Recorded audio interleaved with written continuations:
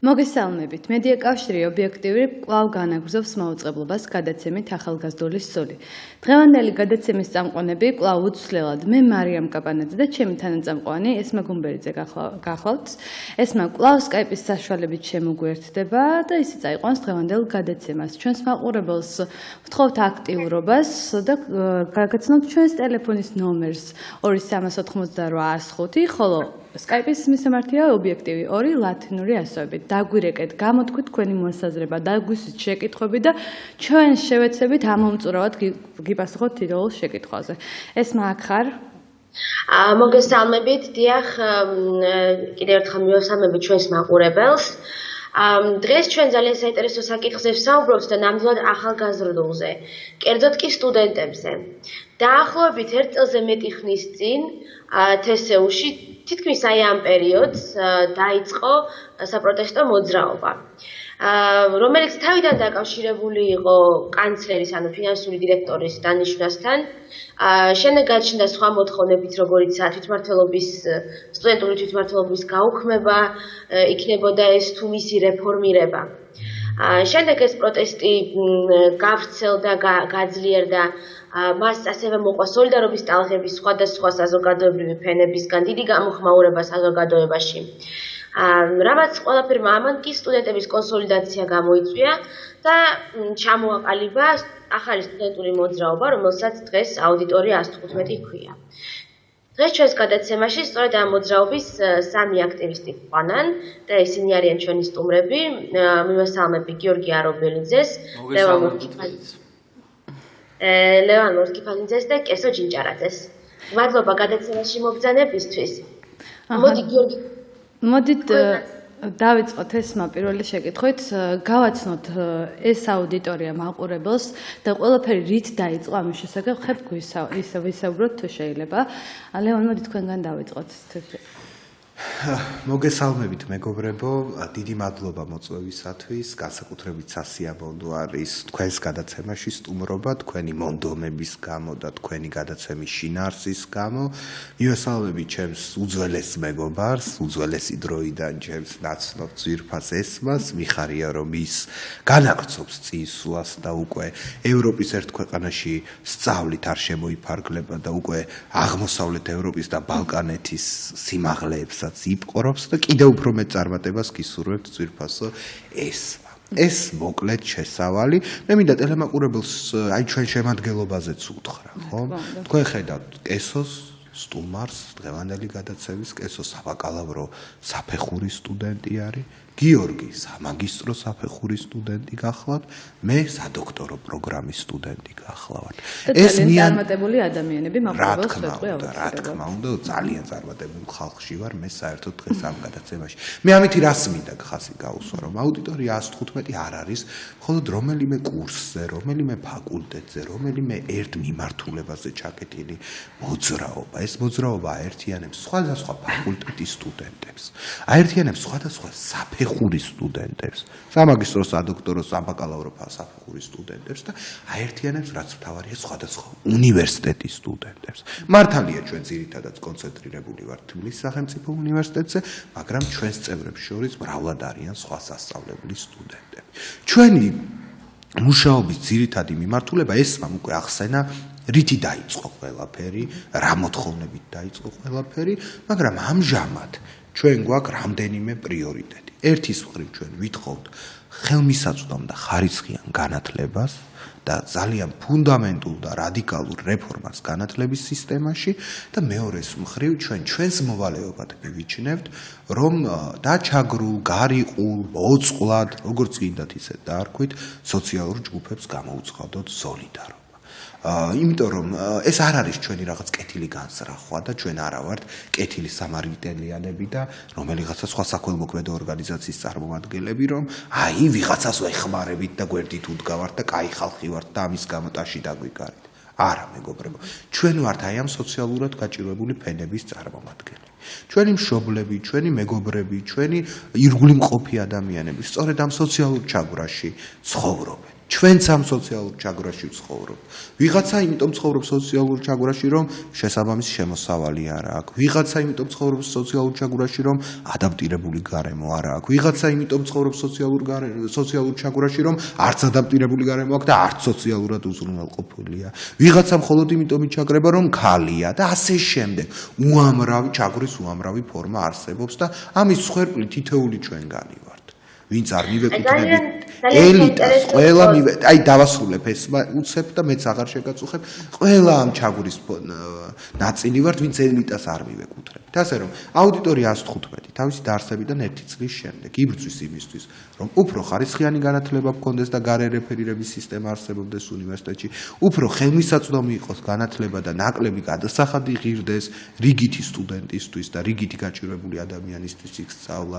ვიბრძვით იმისთვის, რომ განათლების სისტემები და უნივერსიტეტები იყოს უფრო დემოკრატიულად ორგანიზებული და იქ არ არსებობდნენ საპოლიციო და სხვა სტრუქტურები და მეორეს მხრივ მუშებს, მაღალმთიან რეგიონებში მცხოვრებ ადამიანებს და ქალებს და სხვა ყველა დაჩაგრულ სოციალურ ჯგუფს უდგავართ თავის ბრძოლაში გვერდით. უკაცრავად ცოტა ძალიან საინტერესო იყო ზუსტად აი მემაღაროელების მიერ გამოცხადებული სოლიდარობა მაშინ ამ სტუდენტების პროტესტისადმი და ყველას ქონდა მაშინ იმ დროს ისეთი კითხვა რომ რატომ შეიძლება აინტერესებდეს თქვათ იგივე მუშას მემაღაროეს უნივერსიტეტში თვითმმართველობა თქვათ იარსებებს არ იარსებებს და როგორ იქნება იგივე დაფინანსების საკითხები და ასე შემდეგ და როგორ მოხდა ამ ადამიანების ჩართვა ამ პროცესში როგორ ახსნით თქვენ ლევან ამათ სოლიდარობას მე შემიძლია ერთი წინადადებით გიპასუხოთ და მე გიორგის ვთხოვო რომ გააგრძელოს თქვენი ნებართვით ცხადია ამაზე პასუხი როგორ მოხდა და ჩვენ არ ვართ ის სტუდენტები და ის ადამიანები რომლებიც ეხლა გამოვედით ასპარეზზე 2012 წლამდეც ვიყავით და მუშაობდით ჩვენ რაღაც თემებზე და ნუ ჩვენ ინტენსიური კავშირი გვაქვს უკვე წლებია აი ამ ინდუსტრიულ ცენტრებთან ჩვენი მეგობრები არიან იქიდან ზოგი ჭიართურიდან, ზოგი ტყიბულიდან, ზოგი ზესტაფონიდან. შესაბამისად, როდესაც მათ ჯერ კიდევ 2010 წელს გაუჭირდათ, მაშინ ჩვენ მივიჩნიეთ ჩვენს მოვალეობად, რომ ჩვენი მეგობრების მშობლებისთვის გამოგვეხატა სოლიდარობა. მაგრამ მე მივხვდით, რომ მხოლოდ ამ ნათესაურ და მშობელიშვილის კავშირზე არ არის ყველაფერი და საერთო პრობლემები ბევრი გვაქვს, ხო? იმათაც უჭირთ ჩვენს გვიჭირთ. ისინიც გადანჯული ყავს გადასახადებისთვის, ჩვენც გადანჯული ყავთ გადასახადებს. იმათაც ვიღაცა ბობოლა ელიტის წარმომადგენელი ჩაგრავს ჩვენს და აი ეს კავშირები დავამყარეთ და უკვე აი სანამ აუდიტორია 115 დაფუძნდებოდა თებერვლის თვეში იყო გაფიცვა ტყიბულში რომელშიც აუდიტორიის წევრები რომლებიც ჯერ ერთი კოლგის ქვეშ არ ვიყავით გაერთიანებული იქ ვიყავით და ვიბრძოდით ასე რომ ის მუშები ციდან არ ჩამოვარდნილად და მოულოდნელად არ მოსულან იქ წლებია ჩვენ აი ამ გაჭირვებულ ჯგუფთან ერთად ვიბრძვით და მათი ხმის გაგონებას ვცდილობთ საზოგადოებისთვის. ახლა გიორგის უნდა ვკითხო ზუსტად აქედან გამომდინარე რომ აი აუდიტორიაც და თვითონ ეს საპროტესტო მოძრაობაც ერთ დღეს არ დაწყებულა და ამაზეც მინდა რომ ვკითხოთ გიორგი როგორ დაიწყო ეს ყველაფერი და რა ხდებოდა თვითონ ამ პროტესტამდე იმიტომ რომ სავარაუდოდ მანამდე გროვდებოდა ეს უკმაყოფილება და მხოლოდ ერთი კანცლერის თუ ერთი თვითმმართველობის საკითხი არ იყო ის რამაც ამდენი სტუდენტი მაშინ რამდენიმე ასეული გამოიყვანა და ეს რამდენიმე ორი კვირა თუ რამდენიმე კვირის განმავლობაში ეს პროტესტი გრძელდებოდა და შემდგომ კიდე თვეების განმავლობაში უკვე შემოდგომაზე მე-6 კორპუსის დაკავება. პირველ რიგში მეც მოგესალმებით, მივესალმებით თქვენს მაყურებელს. ბუნებრივია ლევანმა უკვე აღნიშნა, რომ აუდიტორია 115-ის შექმნას წინ უძღოდა მთელი რიგი მოვლენები. ბუნებრივია ის პრობლემები, რომელზეც ახლა დღეს აუდიტორია 115 საუბრობს, ერთ დღეს არ გაჩენილა და ეს წლების განმავლობაში იყრიდა თავს და ჩვენ და საზოგადოებასაც კარგად ახსოვს მთელი რიგი პროცესები, რომელიც მიმდინარეობდა აუდიტორია 115-ის შექმნამდე. გვახსოვს სტუდენტები ითხოვდნენ ქართულად თარგმნილ ლიტერატურას, გვახსოვს თუნდაც იგივე სტუდენტურ თვითმმართველობასთან დაკავშირებით გამართული სხვადასხვა პროტესტები და ასე შემდეგ და ბუნებრივია ამ ყველაფერმა თავი მოიყარა და ფიქრობ იმ სტუდენტების განსაკუთრებული აქტიურობით რომლებიც თქვათ ჩაუდგნენ ამ მოძრაობას ჩაუდგეს ამ მოძრაობას საფუძველი, მოხდა ის დიდი სტუდენტების კონსოლიდირება და საბოლოოდ მივიღეთ აუდიტორია 115, რომელიც პრინციპში, როგორც თქვენ აღნიშნეთ, წინა კითხვაში უკვე გაცდა უნივერსიტეტს და გარდა იმისა, რომ აუდიტორია 115 აქცენტებს აკეთებს ერთის მხრივ ხელმისაწვდომ და ხარისხიან განათლებაზე, ასევე ჩვენ საუბრობთ იმ სოციალურ უფლებებზე, რომელსაც ჩვენი სახელმწიფო სამწუხაროდ ვერ უზრუნველყოფს და აქვე გამოვეხმაურები წინა კითხვას. ლევანმა სწორად აღნიშნა, რომ სოლიდარობა აუცილებლად წარმოშობს სოლიდარობას და ეს ყველაფერი ბუნებრივია ის პროცესები, რომელიც უნივერსიტეტში ვიხილეთ, ის რომ იქ იყვნენ ადამიანები ტყიბულიდან, ჭიათურიდან, იყვნენ რკინიგზიდან და ასე შემდეგ, სწორედ ეს არის იმის შედეგი, რომ ადამიანები ლევანი, კესო, სხვები წლების განმავლობაში მხარში უდგანან ჩვენი საზოგადოების ყველაზე ჩაგრულ ფენას. აი როგორ შეიქმნა თვითონ ეს აუდიტორია, როგორ იყო მიმდინარეობდა დიდი საპროტესტო მოძრაობა და თქვათ როგორ შეიკრა ეს გუნდი, ახლა ვინც ხართ და ასე შემდეგ, ამაზეც რო გითხრათ, ანუ ესე წინასწარ დაგეგმილი იყო, რომ ჩვენ ვაფუძნებთ რაღაცას, თუ უფრო სპონტანურად შეიკრა, ამაზეც რო გითხრათ, გიორგი. ხო, მოკლედ ბუნებრივია რიგი სტუდენტებს დაწყებული ჰქონდათ იმ პრობლემებზე საუბარი, რომელიც არსებობდა უნივერსიტეტში, თუმცა არ ხდებოდა ამის მასობრივად გაშუქება.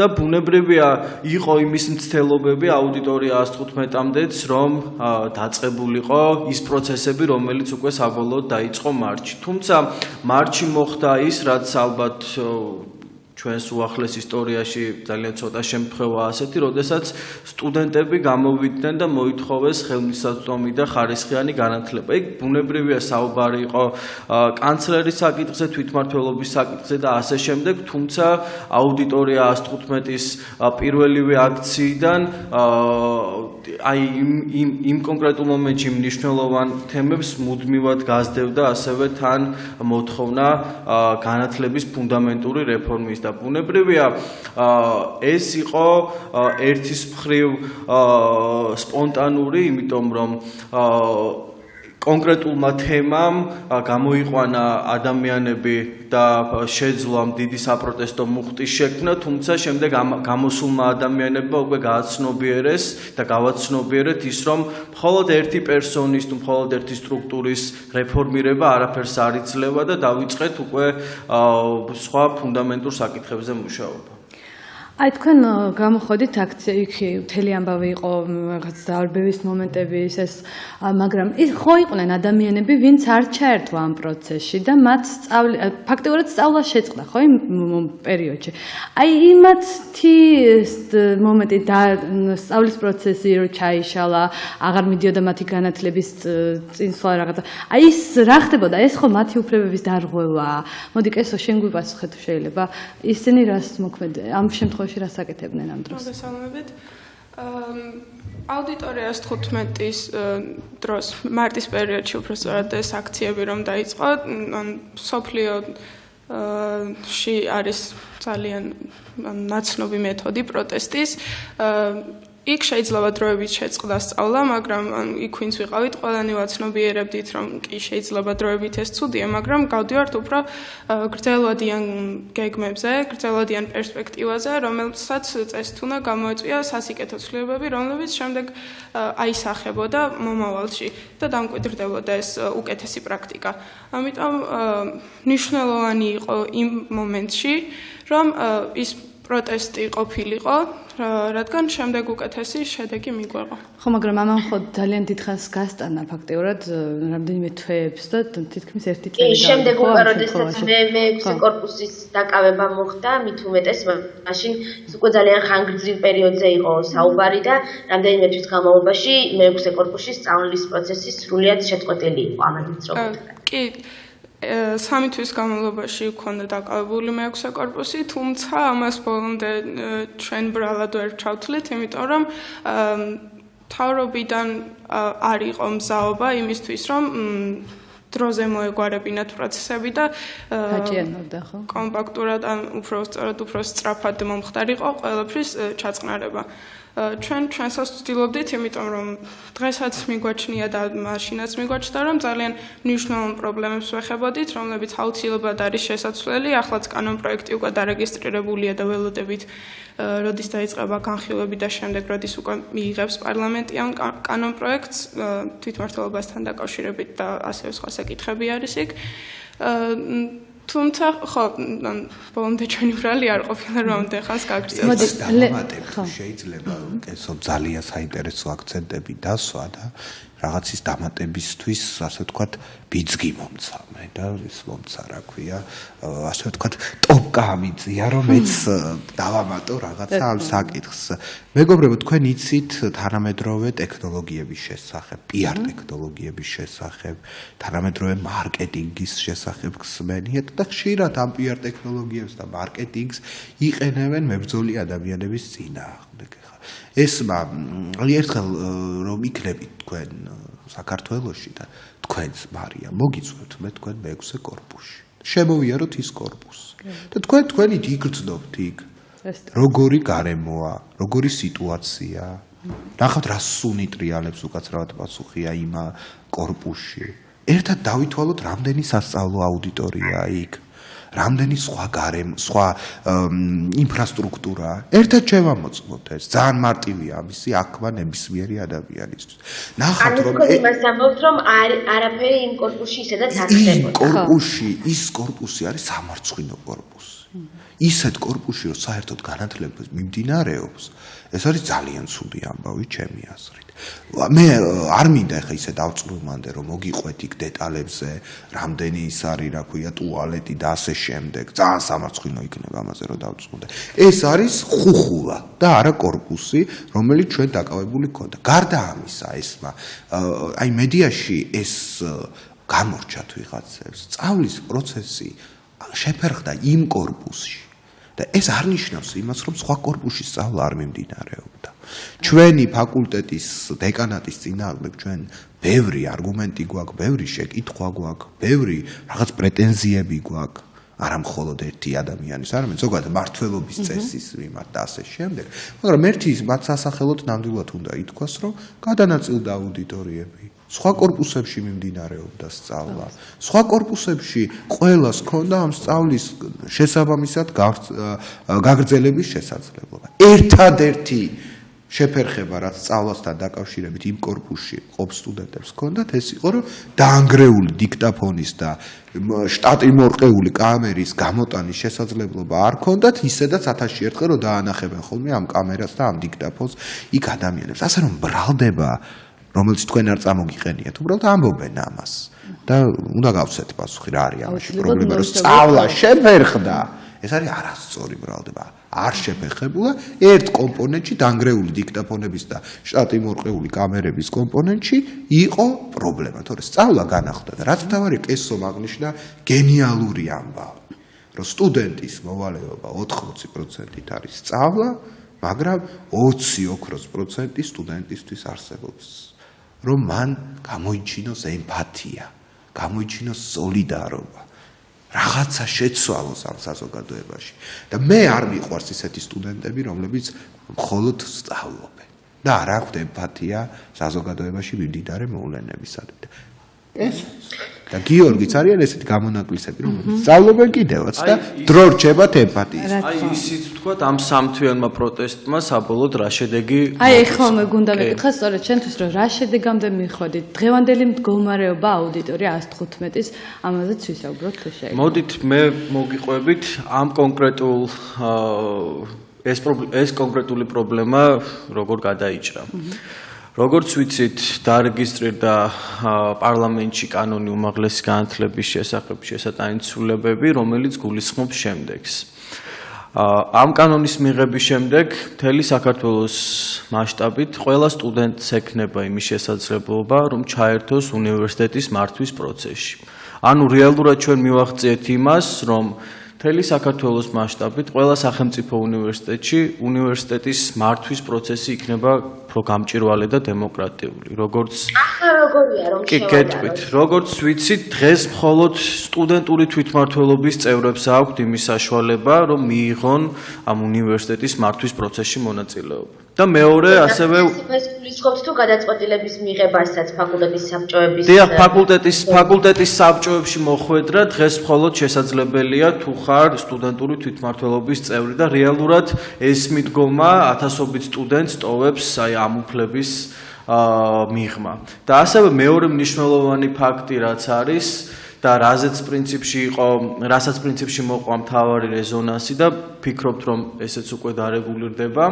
აღნიშნული კანონი გულისხმობს იმას, რომ ყველა სტუდენტს ექნება თანაბარი შესაძლებლობა, რომ თავისივე უნივერსიტეტში დაგეგმოს და განახორციელოს სხვადასხვა ტიპის პროექტები თუ აქტივობები. იქნება ეს კონფერენცია, სემინარი, არ ვიცი, კვლევითი საქმიანობა თუ ასე შემდეგ. როგორც ვიცით, ამ უფლებითაც დღემდე მხოლოდ სტუდენტური თვითმმართველობა სარგებლობდა და ისინი კვლევებს და კონფერენციების ნაცვლად აკეთებდნენ ფეხბურთის ტურნირებს და რაღაცა სპორტულ შეჯიბრებებს და ვფიქრობთ, ესეც არ არის უმნიშვნელო, თუმცა იმასაც ვაცნობიერებთ, რომ ეს გლობალური მასშტაბით არის ძალიან მცირე წინგადადგმული ნაბიჯი, თუმცა მაინც წინგადადგმული ნაბიჯი.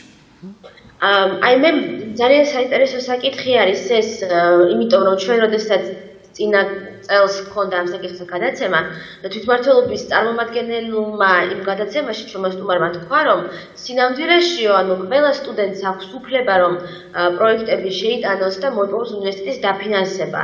ერთადერთი რაც ამას სჭირდებაო, არის თვითმმართველობის რეზოლუცია და მაგრამ არა თვითმმართველობის წევრობა და მისი თქმით ეს რეზოლუცია აბსოლუტურად ყველა პროექტს მათ დაასწრეს, ასე თქვათ, ეს ბეჭედი და მისი თქმით გამოდის, რომ რეალური პრობლემა არ იქნებოდა. აი ჩვენ შეგვიძლია ვნახოთ, როდესაც ეს კანონი ამოქმედება, თუ რამდენ პროექტს აკეთებდა რიგითი სტუდენტი კანონის მიღებამდე და რამდენს გააკეთებს კანონის მიღების შემდეგ და მარტივად დავწმუნდებით აი თვითმმართველობის წევრის ან მეგობრებო, აი მარიამ და ესმა თქვენ დაგისვამთ ამ კითხვას. რამდენად სასიამოვნოა, ან რატო უნდა გინდოდეს შენ როგორც სტუდენტს, რომ შენი თანატოლი შეაფასო, ნიშანი დაუწერო, რეზოლუცია დაადო ზემოდან ან ქვემოდან ან მის პროექტს. ხო, ან რატო უნდა გინდოდეს ეს სურვილი და პრივილეგია, რა რითი აიხსნება ამ პრივილეგიის ფლობის სურვილი. დღეს მეგობრებო, უნივერსიტეტში არის ბუმი და კარებთან არის რიგი. აი ამ კომიტეტის კარებთან თუ საბჭოს კარებთან, საგრანტო კომისიის კარებთან არის რიგი. უამრავ სტუდენტს შეაქვს იქ პროექტი. უამრავმა სტუდენტმა პირველად სცადა პროექტის დაწერა. და ძალიან კომპეტენტური ადამიანებით, მე არა ვარ ჩვენი რექტორის დიდი მაქებარი და მისი მხარდამჭერი, მაგრამ ძალიან კარგი ხალხით დააკომპლექტა ეს კომისია. მაგალითად, მარტო ის რა დღით, რომ ამ კომისიის წევრი არის ბატონი ოლივერ რაისნერი, უკვე საუკუნე არის მგონი მუშაობს ბატონი ოლივერ რაისნერი ევროკავშირის წარმომადგენლობაში საქართველოში, კულტურისა და განათლების პროგრამებზე და ის არის ერთ-ერთი ამ პროექტების შემორჩენ. კიდევ ბევრი საპატივცემულო ადამიანი არის იქ შესული. დღეს ეს კომიტეტი ყველასთვის თანაბრად ვიღაცას მისი კომკავშირელი სტუდენტის რეზოლუციის გარეშე თავად წინასწარ გაწერილი კრიტერიუმებით ანაწილებს ამ თანხას და ამ თანხის მიღების შესაძლებლობა აქვს ესოსაც თქვენი ვიცი ესმა ჯერ კიდევ უნივერსიტეტელია და ყოფილი უნივერსიტეტელი არ არსებობს რომ მოიაროს მთელი მსოფლიო ესმასაც აქვს შეტანის უფლება თქვენ თუ ვინმე უნივერსიტეტელს ნახავთ და შეიამხანაგებთ თქვენც გაქვთ ამის შეტანის შესაძლებლობა გიორგისაც და ყველას რა არის ამაში პრობლემა რა არის გაუგებარი რა საჭირო იყო ის რეზოლუცია არ ესმის არავის და მთელ ქვეყანაში მთელ მსოფლიოში ალბათ იშვიათად არსებობს პრაქტიკა როდესაც ერთ თანატოლს მეორე თანატოლთან მიმართებით აქვს რეზოლუციით პრივილეგიის უფლება და ვისაც აქვს იმას წვენია ხოლმე ამ რეზოლუციის. ჩვენთან არ წვენოდათ. ეხლა აღარ აქვს და ჩვენ ხელი შევუწყოთ იმას, რომ მათ უკვე უფრო ნაკლები რამ კონდეთ ხოლმე სასიცხვილო და უფრო ნაკლებად კონდეთ ცდუნება იმისა, რომ ვიღაცას ზემოდან შეხედონ, ვიღაცა შეაფასონ, როცა თვითონ არიან შესაფასებელი. და რატომ მოყვა ამას ამხელა პროტესტი სახელმწიფოს მხრიდან ამხელა თუ კი ეს ისეთი თქვა ცხადი ამბავი იყო და საკმაოდ მარტივი გასაკეთებელი რატომ მოყვა ამას გასაგებია თვითმმართველობის მხრიდან შესაძლოა ამას მოყოლოდა რაღაც მაგრამ სახელმწიფომ რატომ არ მოინდობა და რატომ გაწელა ეს პროცესი ძალიან მაღალ პროფესიონალური შეკითხვაა და ორი წინადადებით შემიძლია ვუპასუხო. გადავხედოთ ჩვენს წარსულ პრაქტიკას.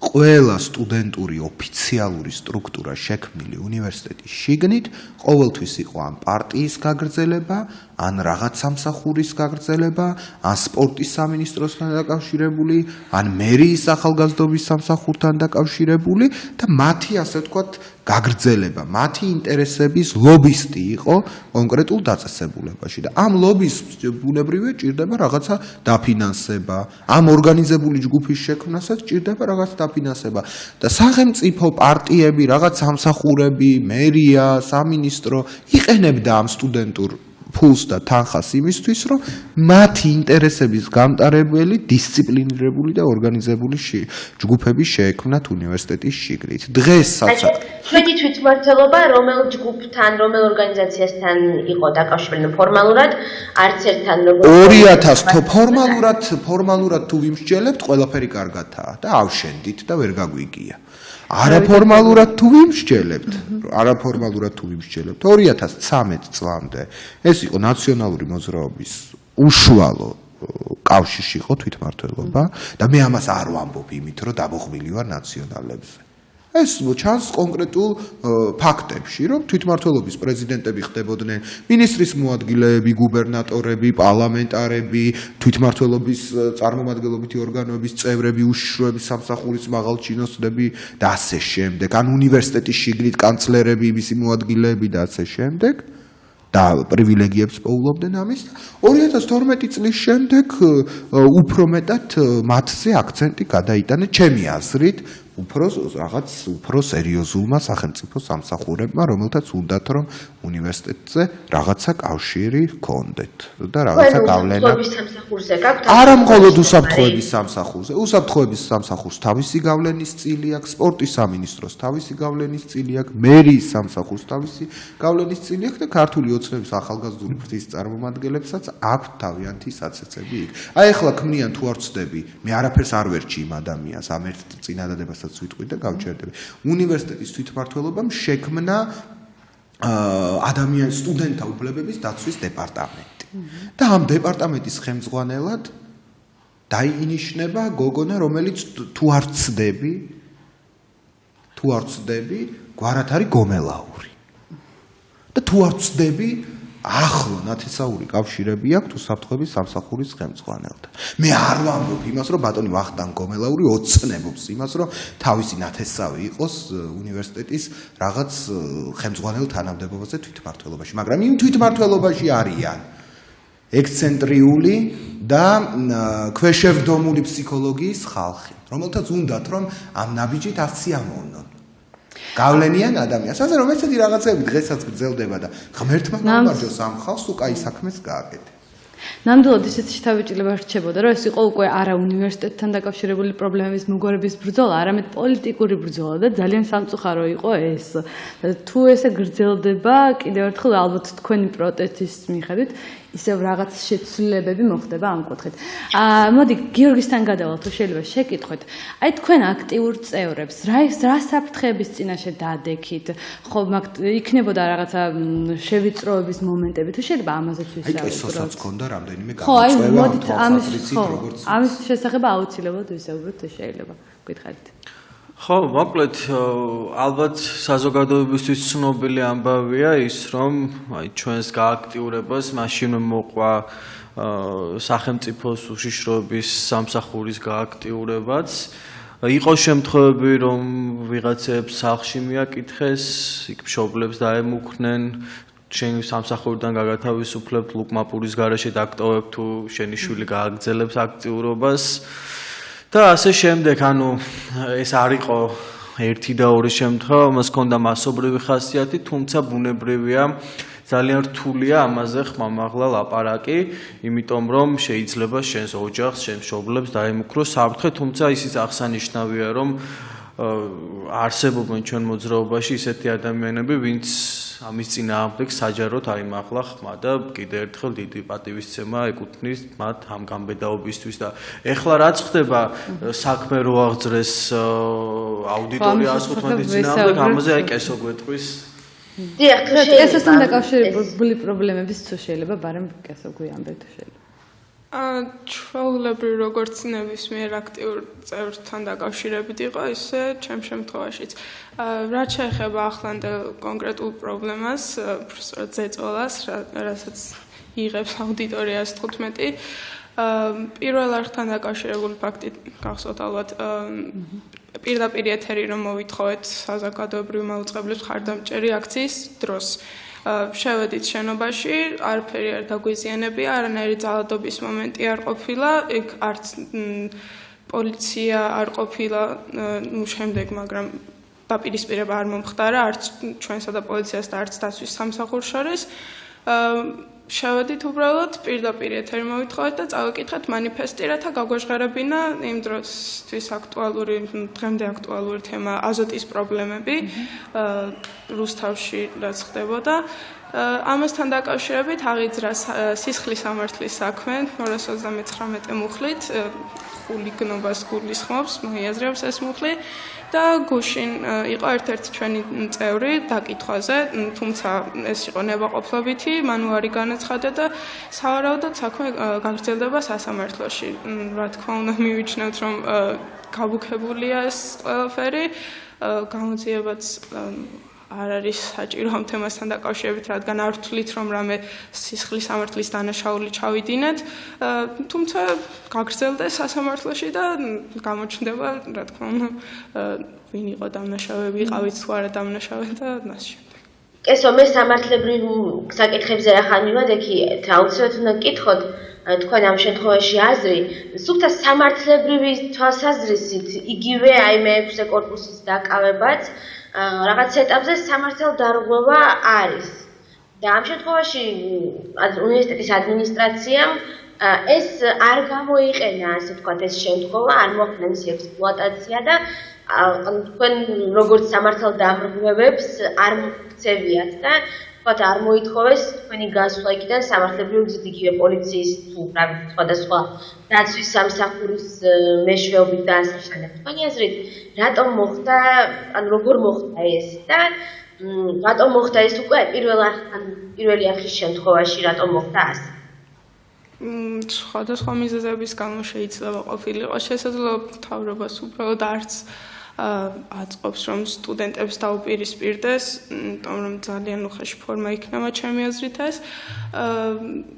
როგორც უკვე ვახსენეთ, პროტესტის ფორმა, რომელიც ჩვენ გამოვიყენეთ, არ არის ახალი. ხშირად ხდება ან დაკავებაც ნაცნობი პრაქტიკა, მსოფლიო პრაქტიკას თუ გადავხედავთ. მე პირადად ვერ გეტყვით მათ მიზეს არ შემიძლია ამაზე საუბარი, მხოლოდ ვარაუდები შემიძლია გამოთქვა და საზოგადოებრივ მაუწყებელთან დაკავშირებით ასეთი რაღაცებიც გაჟღერდა, რომ იანთაძემ და სხვა წარმომადგენლებმა ტელევიზიის განცხადებები გააკეთეს, რომ ვითომ ეს იყო სახელმწიფო გადატრიალების მცდელობა და შეიძლება ეს ჩათვალა უშიშროების სამსახურმა, რომ დასაყრდნობი ყოფილიყო და ამის შემთხვევით აღიძრა გამოძიება. თუმცა შემდეგ უკვე უარყვეს, რომ მათ უბრალოდ განცხადება გავრცელეს და არანაირი პასუხისმგებლობა არ მოუთხოვიათ ჩვენზე, რომ გიორგი, მე აუცილებლად უნდა გკითხოთ, ეხლა თქვენ ზუსტად უშიშროების სამსახურზე, უსაფრთხოების სამსახურზე რახან მივედით და ამაზე ვსაუბრობთ. რა ინტერესი შეიძლება გქონდეს უსაფრთხოების სამსახურს იგივე აი უნივერსიტეტში რომ ყავდეს თავისი გავლენიანი ჯგუფი. ჩვენ ვიცით რომ ხა ჩვენს უნივერსიტეტში ესეთი საიდუმლო კვლევები რაღაცები არ ხდება, რამაც თქვა შესაძლოა რაღაცნაირად სახელმწიფო უსაფრთხოებაზე გავლენები მოახდინოს ან იქ რამე ისეთი ძალიან წარმოუდგენელია რომ ხდებოდეს, რამაც შეიძლება თქვა სახელმწიფო უსაფრთხოებას გავლენა მოახდინოს ან იგივე სახელმწიფო საიდუმლოებასაც ნაკლებად ფლობს ახლა თსუ და თუნდაც უნივერსიტეტი და იქ აკადემიური პერსონალი და სტუდენტები და მაშინ რა მიზეზით რატომ ერევა იგივე სუსი აი უნივერსიტეტის ცხოვრება. აი პირველ რიგში მინდა კესოს საკითხი გავაგრძელო ორიოდე სიტყვით. ანუ აქ ფიქრობ პირველი მთავარი კითხვა რაც უნდა დაისვას რატომ ეძლევა ამ მოქმედებებს რომელიც განახორციელა აუდიტორიას 15-მა ვიღაცების მხრიდან დანაშაულის კვალიფიკაცია.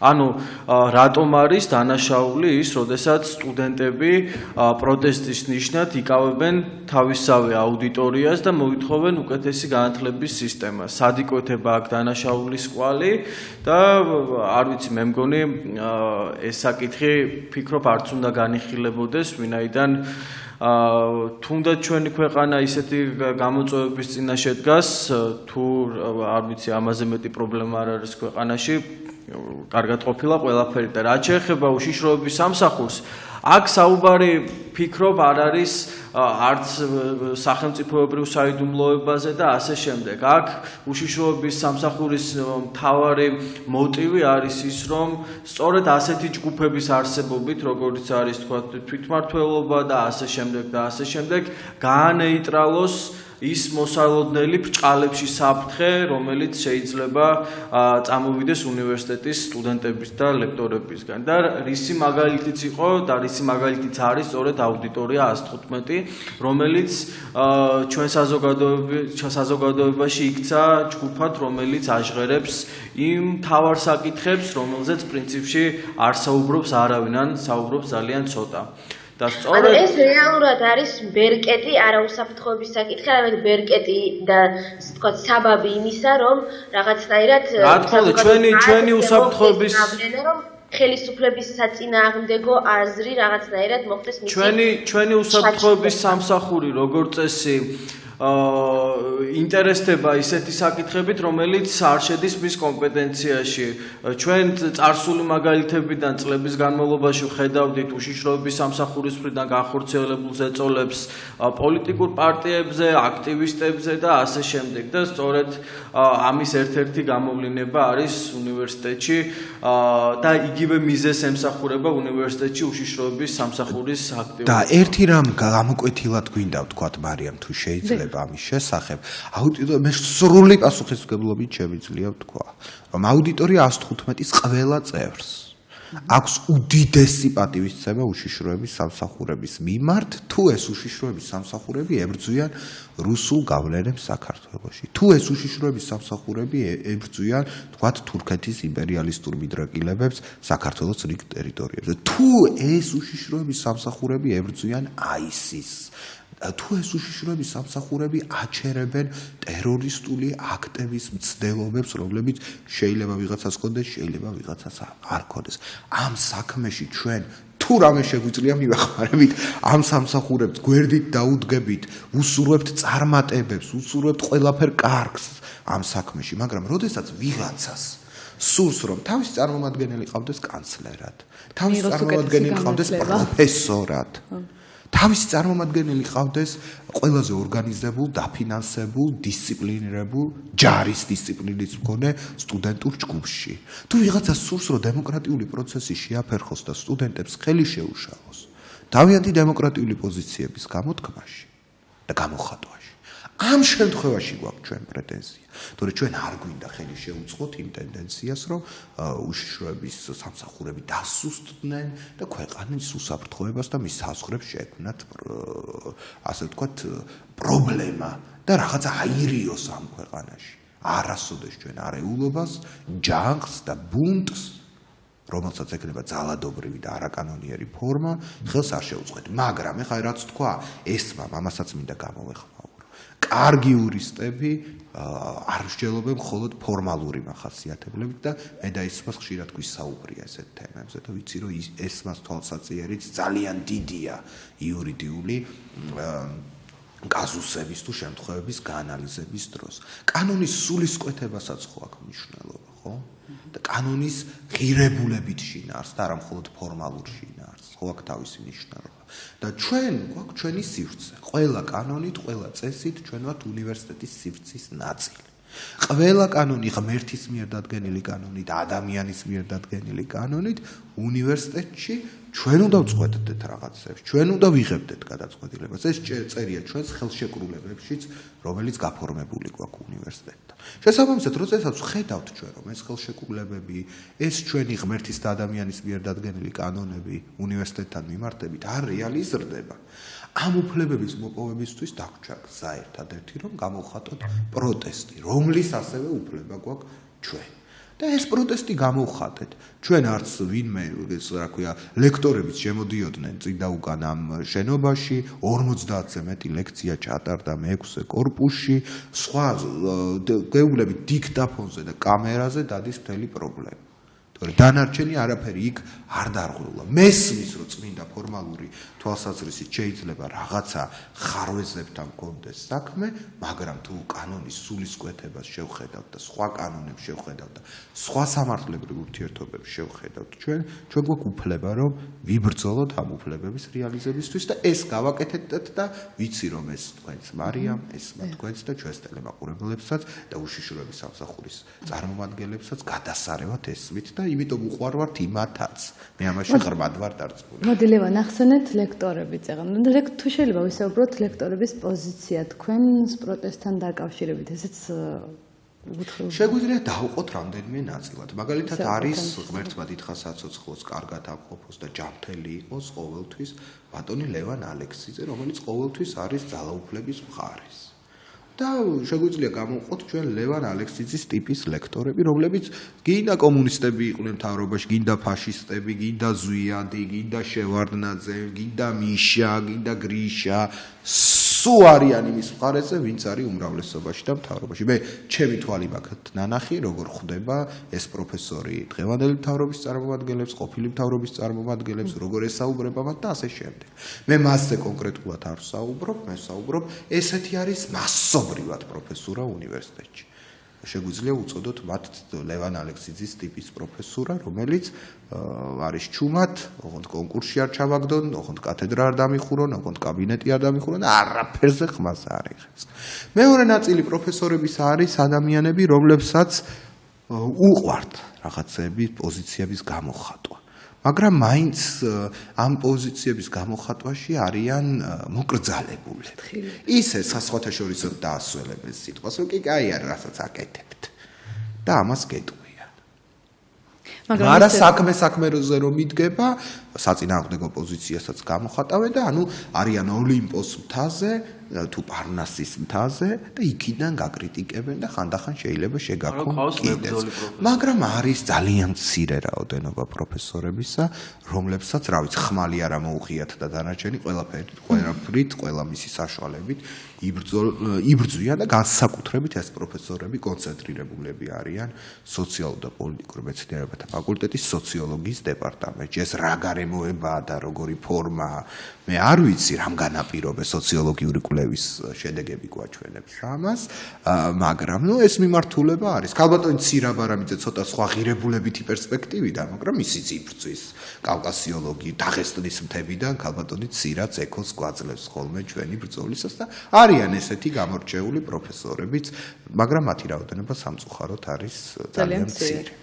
რადგან პროფესორებზე მიდგა საქმე, მე აუცილებლად გიორგის უნდა ვკითხო ამ შემთხვევაში.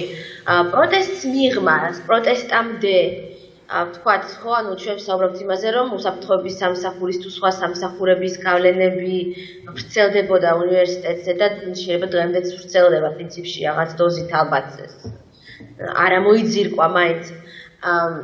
პროფესორებს, სტუდენტებს ჩვეულებრივ პირობებში ეს ყველაფერი რა გავლენას ახდენდა და ახდენს აი ჩვეულებრივ პირობებში, რიგით პროფესორზე, რიგით ლექტორზე, სტუდენტზე.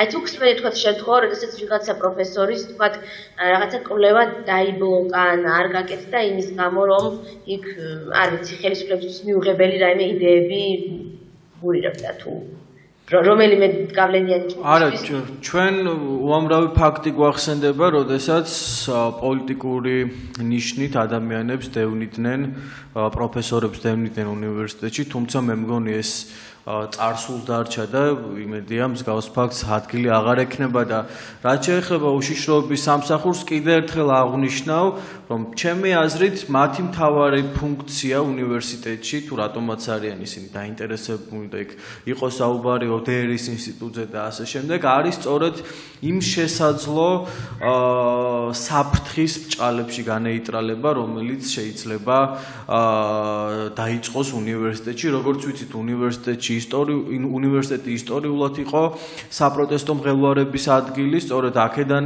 იწყებოდა სხვადასხვა დიდი მოძრაობები და ცვლილებები ზოგადად და შესაბამისად ადამიანებს, რომელსაც სურთ არსებული სტატუს, არსებული სიტუაციის შენარჩუნება და არ სურთ ცვლილებები, ბუნებრივია ისინი ორიენტირებულები არიან იმაზე, რომ პირველ რიგში გააჩუმონ უნივერსიტეტი. და აი ეს მას კითხვას დავამატებ, ხომ შეიძლება უკაცრავად.